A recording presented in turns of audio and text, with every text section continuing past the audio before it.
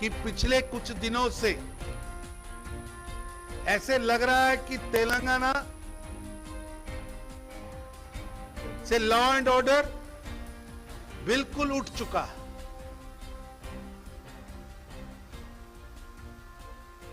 तेलंगाना के अंदर यहां की बेटियां सुरक्षित नहीं हैं।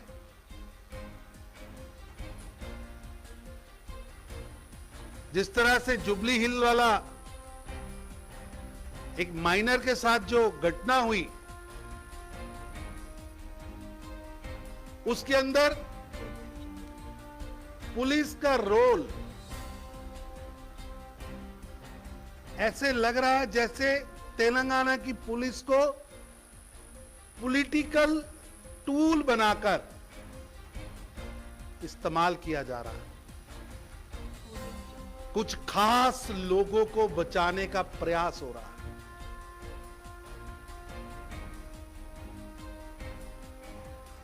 एफआईआर रजिस्टर्ड नहीं होता तो होने में 3-3, 4-4 दिन लगते हैं।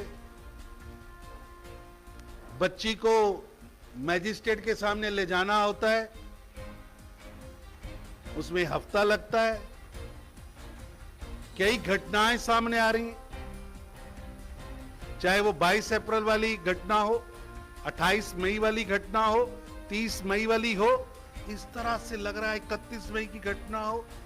11 साल की बच्ची, 16 साल की बच्ची, 15 साल की बच्ची, 17 साल की बच्ची, 16 साल की बच्ची। बहुत दुखद है, कष्टदायक है। तेलंगाना के अंदर कानून व्यवस्था चरमरा चुकी है। इतनी बड़ी घटनाएं होने के बाद आज तेलंगाना के मां बाप अपने आप को डरा हुआ महसूस कर रहे हैं। एक भय का वातावरण,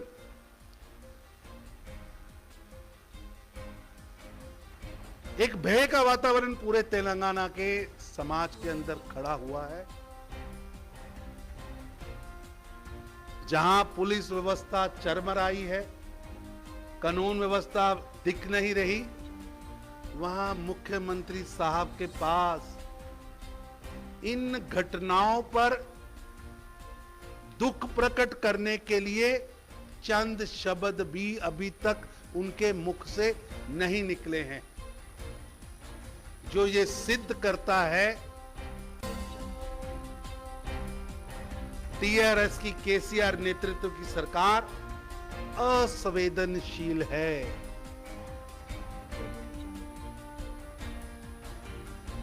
वो असमर्थ है। लॉ एंड ऑर्डर से समेटा नहीं जा रहा। सरकार जादू टूने में फंसी है, वंशवाद में फंसी है।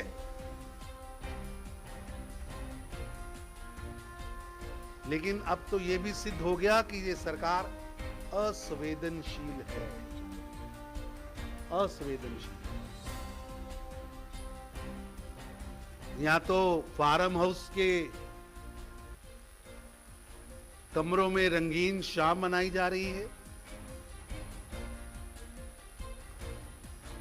फार्म हाउस ही सत्ता का केंद्र बना है। मुख्यमंत्री जादू टोना में व्यस्त है और तेलंगाना की जनता पूरी तरह से प्रस्त है। और तेलंगाना की जनता पुलिस का व्यवहार, जिस तरह से पहले अभी तक पुलिस बता नहीं पाई कि वो गाड़ी किसकी थी, सरकार के है तो सरकार के किस विभाग की है, वो किसको इश्यू हुई थी, उसके अंदर कौन सफर कर रहा था। इतने दिन तक उस गाड़ी को, जिसमें सब सबूत थे, उन सबूतों को मिटाने के लिए कौन कौन इस षड्यंत्र में शामिल है, ये सारी चीजें बेनकाब होनी चाहिए। पहले बोला जाता है इसमें किसी विधायक का हाथ नहीं, किसी नेता का हाथ नहीं। जब भारतीय जनता पार्टी आंदोलन करती है, जनता आंदोलन करती है, तो एफआईआर होती है, फिर नाम रजिस्टर्ड होता है, फिर गिरफ्तारी होती है। यानी भारतीय जनता पार्टी यहां की जनता की आवाज ना उठाए तो ये गूंगी बहरी केसीआर की सरकार केवल व केवल अपने चहेतों के अपराध को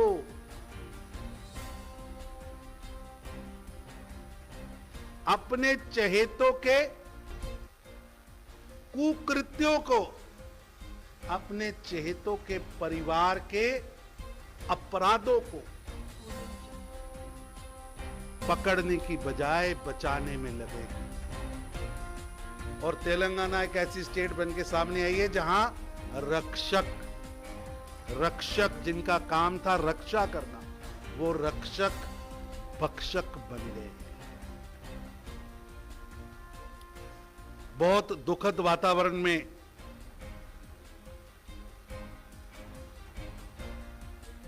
आज तेलंगाना की जनता भय के अंदर जी रही है। वैसे तो केसीआर साहब के पास बहुत समय है, क्योंकि ऑफिस वो जाते नहीं, समय केवल चिट चैट करने का है, प्रशासनिक दखल देने का उनके पास कोई समय नहीं। उनके होम मिनिस्टर कहां हैं कि नहीं हैं? इतनी घटनाएं 22 अप्रैल से लेकर 31 मई तक और लगातार घटनाएं हो रही हैं। मुख्यमंत्री फार्म हाउस में, मुख्यमंत्री का बेटा ट्विटर पे और होम मिनिस्टर लीव पे, छुट्टी पे। कोई पूछे इनसे, क्योंकि ये लोकतंत्र है, लोकतंत्र में मीडिया एक चौथा स्तंभ है। आज मीडिया के माध्यम से मैं पूछना चाहता हूं कि मुख्यमंत्री जी, मंत्री महोदय अपने ऑफिस कब गए थे? और केसीआर की सरकार हर फ्रंट पर फेल है, चाहे वो लॉ एंड ऑर्डर हो, चाहे एडमिनिस्ट्रेशन हो, चाहे अपने किए हुए वादों को पूरा करने की बात हो, यहां की बेटियों बहनों को सुरक्षा देने की बात हो। लेकिन 109 करोड़ रुपया खर्च कर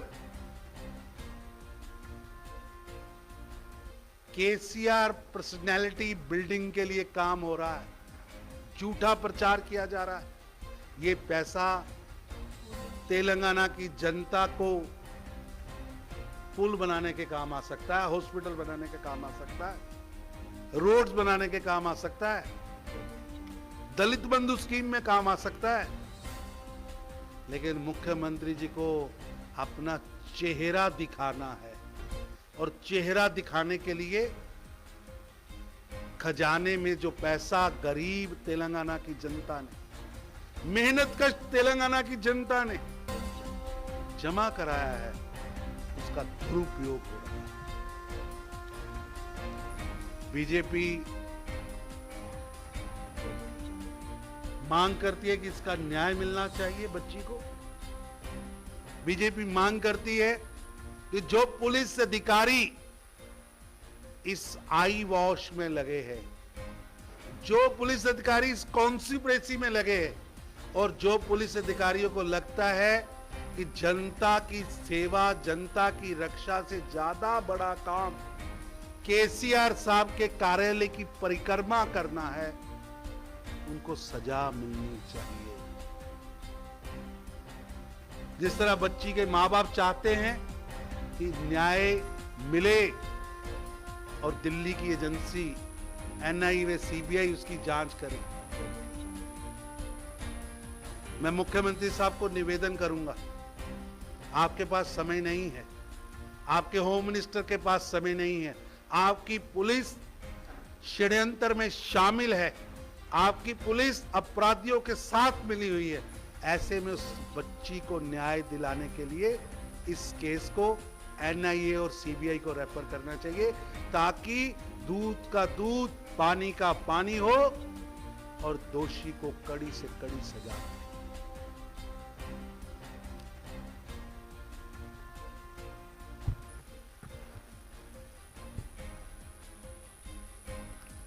పాత్రికేయ మిత్రులకు నమస్కారం. ఇప్పటివరకు మన జాతీయ ప్రధాన కార్యదర్శి మన రాష్ట్ర ప్రభారి అయినటువంటి తరుణ్ గారు జూబ్లీహిల్స్ కేసు సంఘటన విషయంలో అనేక విషయాలు మనకు స్పష్టం చేయడం జరిగింది.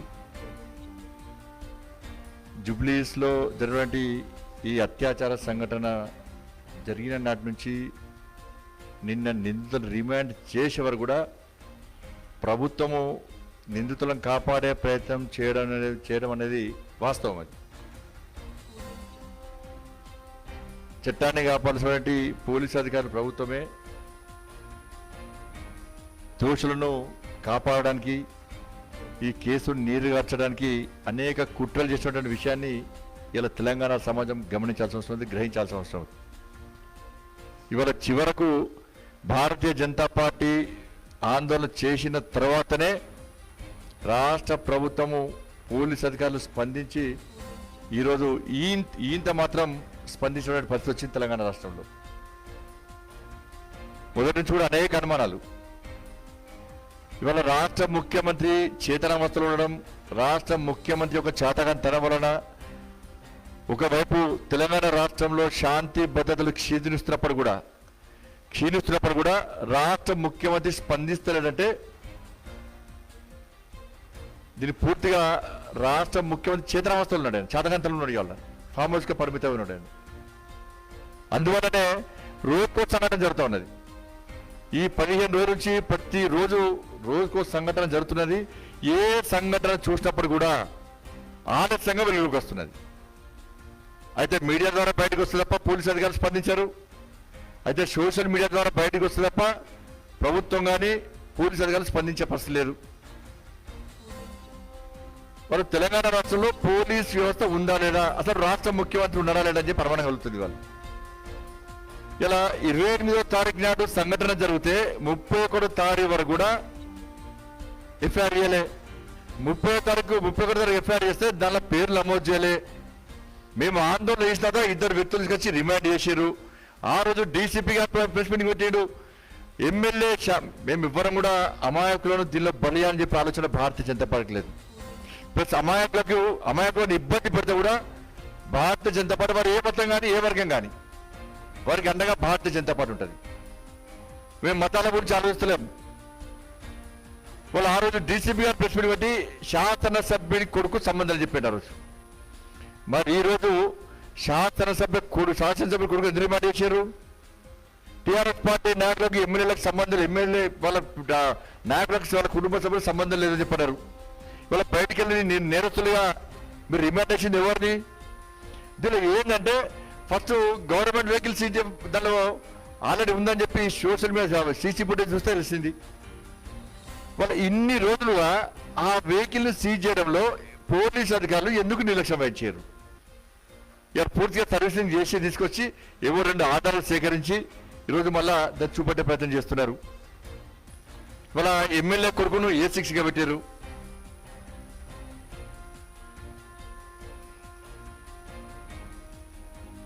కాబట్టి ఇవన్నీ కూడా ఏంటంటే ఎవరైతే ఉన్నత స్థాయిలో ఉన్నటువంటి వ్యక్తులు, పలుకుబడినటువంటి వ్యక్తులు, రాజకీయ పలుకుబడినటువంటి వ్యక్తుల యొక్క కుటుంబాలను కాపాడడానికి ఇవాళ పోలీస్ అధికార యంత్రాంగం పూర్తిగా ఇలా సఫలమైంది, దీనిలో సక్సెస్ అయింది ఇవాళ.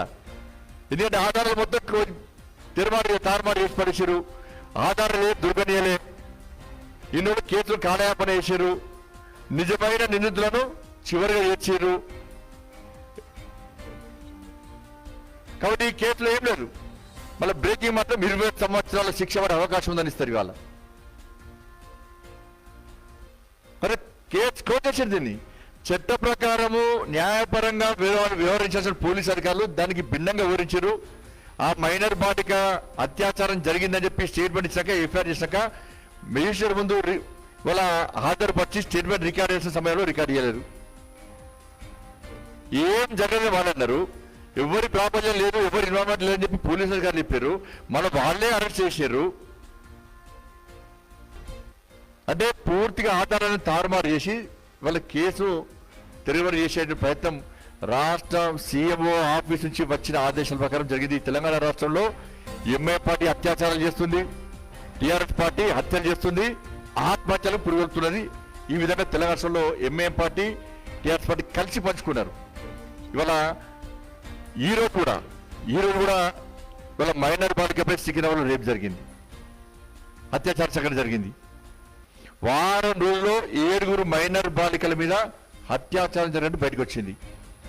7 కూడా స్పాట్ లో సంఘటన జరిగిన వెంటనే స్పందించిన దగ్గర కూడా. మరి ఎందుకు సీసీ ఫుటేజ్ ఎందుకు, సీసీ కెమెరాలు ఎందుకు, కొత్త టెక్నాలజీ తీసుకొస్తాం. మేము మొన్న చెప్పిన కేసీఆర్ కొడుకంటారు, కొత్త టెక్నాలజీ వచ్చింది. గచ్చిబడిలో కానీ ఎక్కడ ఏ సంఘటన కూడా ఆ బాధితురాలు ఎవరైనా కూడా హింసకు గురైనటువంటి బాధితురాలు పక్కన మొబైల్లో ఒక బటన్ ప్రెస్ చేస్తే వెంటనే డ్రోన్ కెమెరా లేస్తుంది.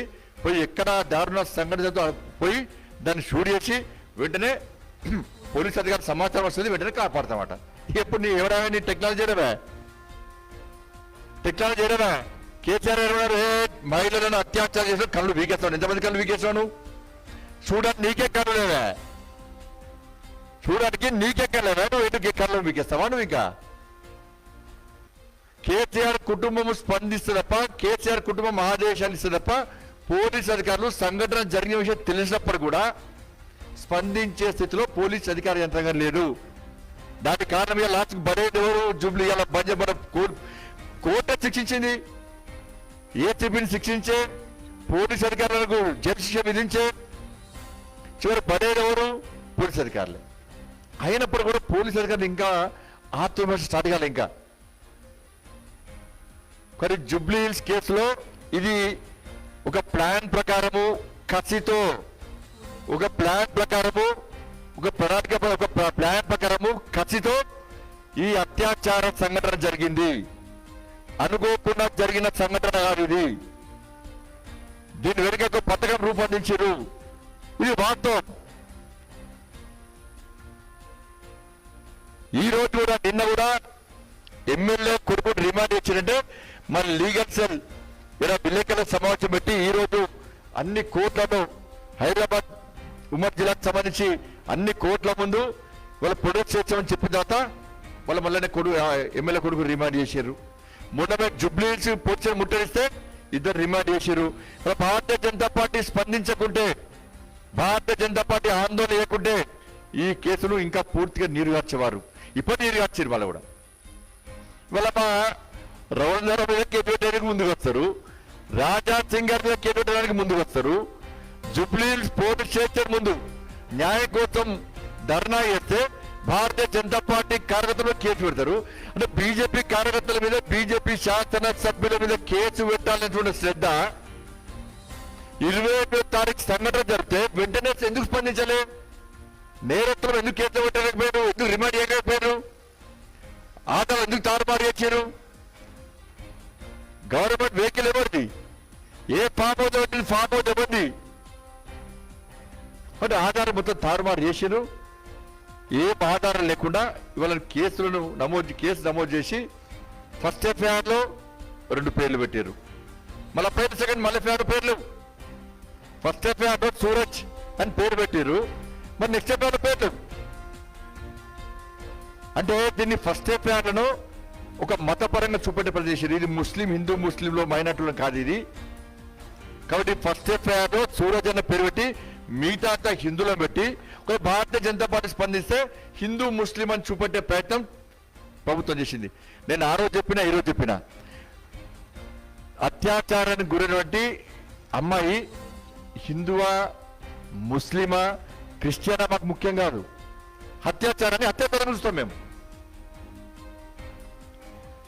కానీ పోలీసులు ఎక్కడ సంఘటన జరిగితే మతం కోణంతో పోలీసులు చూస్తున్నారు. ముఖ్యమంత్రి సీఎం చేసే ఆదేశాల ప్రకారము ముస్లిం మీద అత్యాచారం అయితే హిందువు చూపడతారు, హిందూ మీద అత్యాచారం అయితే ముస్లిం అని చూపడతారు, ముస్లిం మీద అత్యాచారం అయితే ముస్లింలు చూపడతారు. అంటే పూర్తిగా ఒక మతం పేరుతో కేసులు నీరుగార్చే ప్రయత్నం చేసి తప్ప ఇవాళ దుండగులను, దుర్మార్గులను, క్రిమినల్స్ గా చూడకపోవడం వల్లనే ఈ రోజుకు అత్యాచారం జరుగుతుంది. అత్యాచారం జరగక వారాలకు బయటకు వస్తుంది. ఇలా ముఖ్యమంత్రి గారు కనీసం కొంచెం ఒక స్పర్శ ఉండాలి, ఒక ఆలోచన ఉండాలి. అరే గిన్ని అత్యాచార సంఘటనలు జరుగుతున్నాయి, తెలంగాణలో పూర్తిగా శాంతి భద్రత పూర్తిగా క్షీణించినాయి. పోలీస్ అధికారి చేతులావస్థలో ఉంది. వాళ్ళు స్వతహాగా చర్యలు తీసుకునే పరిస్థితిలో పోలీస్ అధికారులు లేరు. ట్విట్టర్లో స్పందిస్తే తప్ప ముఖ్యమంత్రి కుటుంబం ఆదేశాలు ఇస్తుంది తప్ప. కాబట్టి ఇప్పటికైనా ముఖ్యమంత్రి మళ్ళీ చెప్తున్నా, ఇది పథకం ప్రకారం జరిగిన అత్యాచారం. కాబట్టి వెంటనే నువ్వు ఈ విషయంలో సిబిఐ విచారణ కోరు, వెంటనే కూడా రాష్ట్ర ముఖ్యమంత్రి. లేకుంటే ఇవాళ తెలంగాణ రాష్ట్రంలో క్రిమినల్స్ రెచ్చిపోయే ప్రమాదం ఏర్పడ్డది. ఏ పోలీసు అధికారులు చెల్లించుకునే పరిస్థితి లేదు. ఏ క్రిమినల్స్ కూడా మేము అత్యాచారం చేసినా ముఖ్యమంత్రి స్పందించాడు, మేము హత్య చేసినా కూడా ఏం చేసినా కూడా దొంగతనం చేసినా లంగతనం చేసినా మమ్మల్ని ఎవ్వరు ఏం పట్టించుకోరు. ఇలా మాకు ఎంఏ పార్టీ లీడర్ సహకరిస్తే, టీఆర్ఎస్ పార్టీ నాయకుడు మాకు అండగా ఉంటే మమ్మల్ని ఎవరు ఏమి చేయరని చెప్పి క్రిమినల్స్ తెలంగాణ రాష్ట్రంలో రెచ్చిపోయే ప్రమాదకర పరిస్థితి తెలంగాణ రాష్ట్రంలో ఉన్నాయి. కాబట్టి వెంటనే రాష్ట్ర ముఖ్యమంత్రి స్పందించాల్సిందిగా భారతీయ జనతా పార్టీ డిమాండ్ చేస్తా ఉన్నది. ధన్యవాదాలు.